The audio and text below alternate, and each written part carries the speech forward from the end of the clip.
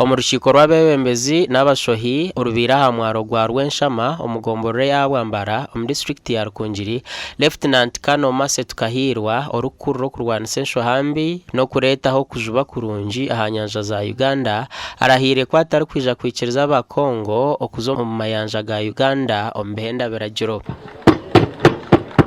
bantu abanya-Uganda baryihi abana bashome bata kore ikirizo mukongo kayite nyanja nyowe nkanye nakiruho kinguza kukiriza mukongo mu nyanja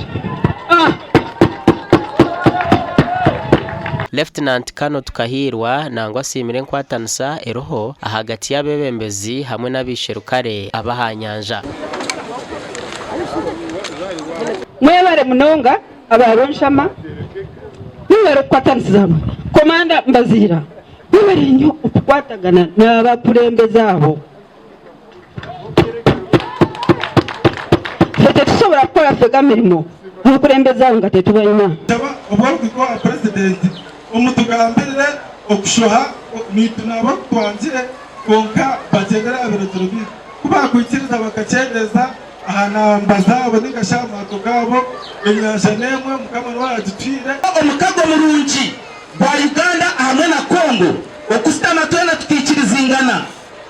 kwaba kujya kugira ngo twena tushohere hamwe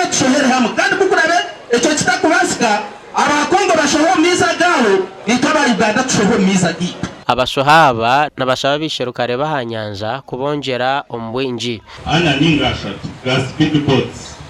so kompahati arweri hatu iki kandi abakongo tugarekire na hatu nore so kwenda facilitatinga umurumo wa officers abarya ground mubahe equipments muba supporting aboko abakongo straight kandi hatuneyo na rebels bagezako okwagala okumpa sente kino nkyogeranga muwulira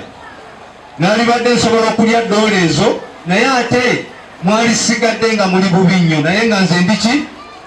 ndi bulungi. Lieutenant Kano Tukahirwa nagira ngu natekwa kukore cyaro kubasa okurebuka ngo nyanja zaterera gasha kwa Gilbert Muhanguzi.